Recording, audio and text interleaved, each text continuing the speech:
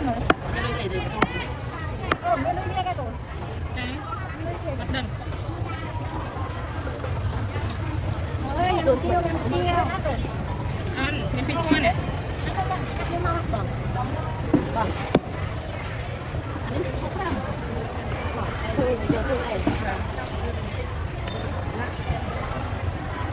Người thân luôn anh những lúc ăn chặt này. Ăn chặt này. Con vẫn còn đỡ xong.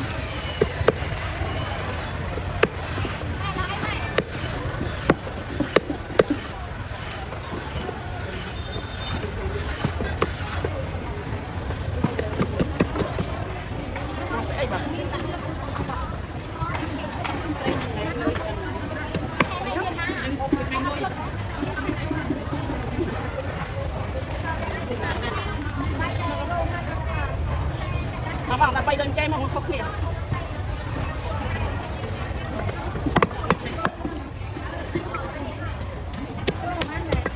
Cố cao sắp đó. Xong luôn cái này.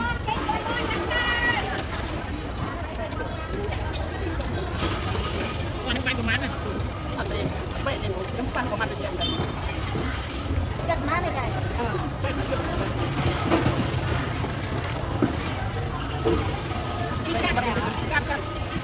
Cắt vào cắt.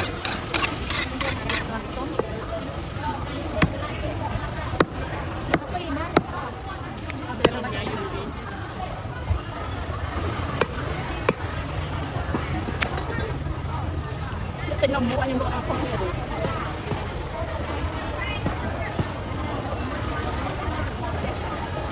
Cái nó hát cha bên này, Mister của lỗ này. Đánh bay rồi này. Bay. Đánh cắt cọc nhỉ. Cọc nhỉ, cái bay mày lo kìa. Mày lo gì? Em đưa khô cái tiền. Chiết tiền.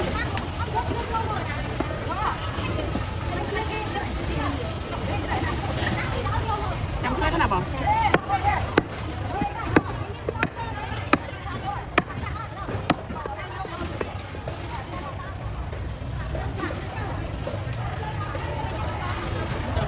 Cái nhôm lại đi về tình yêu rồi.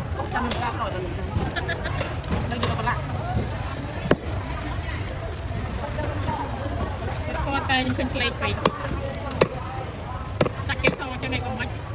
Cái slay cho chúng ta. Ủa nâng nào đấy. Nó phi nè. Đấy, tiêu. Cầm thế. Bây cái nước pha có ao lên cây sau lên. Mình đo bây giờ. Lúc cái bán cây mà này. Giang du phật tâm ông vậy. Lo mà. Giang du phật tâm ông vậy. Mình trôi hay bị ăn lụa đi này. Giống giang du tâm ông vậy. Vậy cái lát cho. Đây để nhang ấy. Nhẹ mong ở chân cá thì mong pin đặt tay tờ chân cá nhẹ thế. Mong pin cái lát chân cá 1 gram. Mong các bạn đặt lên vào. Đặt trong đặt tay vào. Nó thế rồi.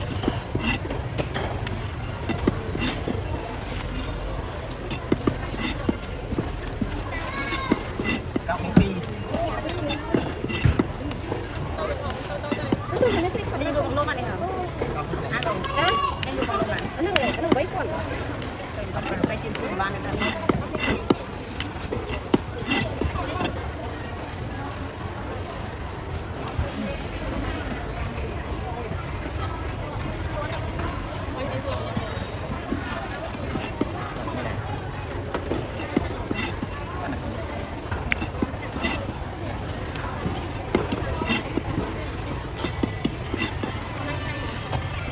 Vậy anh chân làm gì? Cái lát chả.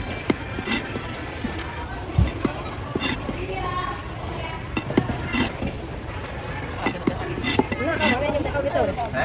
Nói xưa chúng ta audio rồi. Quan không nhiều.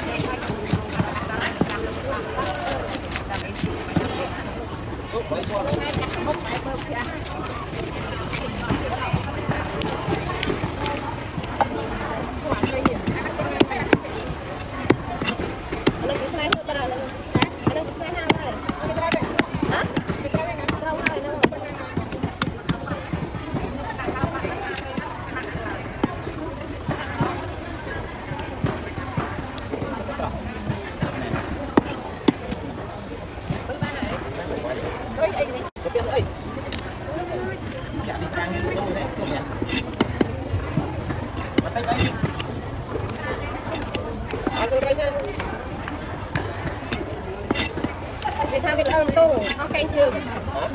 Việt Nam Việt Nam một tô, bao cái đây bao tích. Để đi nó con hay là đi mặc lẩu. Ăn web câu là ăn lươn lươn.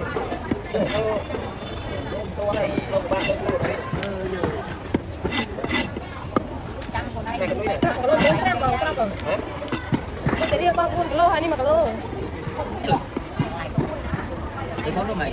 Trăm lớn trăm đồng. Mấy gram. Bây giờ cái mặc lẩu này.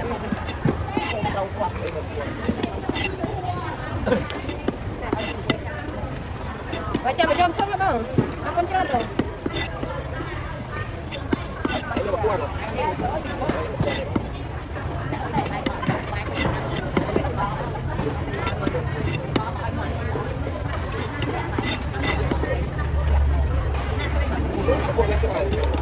Rồi nói không?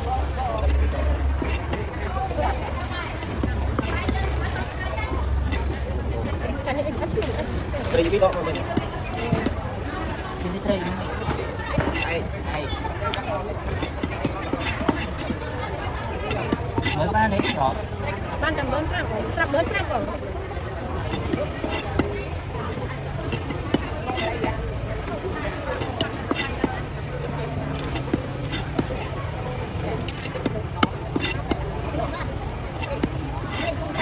Ở đây tự nhiên mấy con đâu? Bằng vậy mà anh em nói chứ. Chúng tôi cắt phim hơn đâu.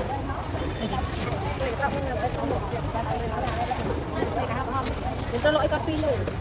Mình nói con phim đây như thế. Con nhân lôi là cái bạn điện sao? Mấy lăng sọc sọc không đâu cho bạn. Ở những cái này trên không luôn.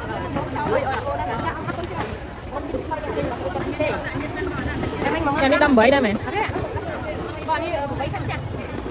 Tụi ấy qua các cô bạn mà hai cô bạn một cô tao nhưng hai tay cô nhưng cô nhẹ nhàng chứ không có chung cái con này nhá thì con nhảy nhảy ra không cái gì cô mà mượn cái kia bảo đi anh bẫy con rồi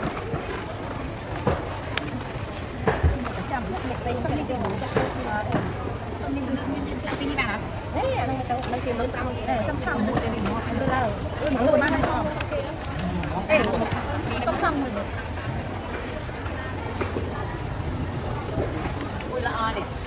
cái túi đấy thôi mày chân đấy cái con này bán được mấy con ở chùa này ai cũng ai đặt bán được cái chai nó như thế này đó.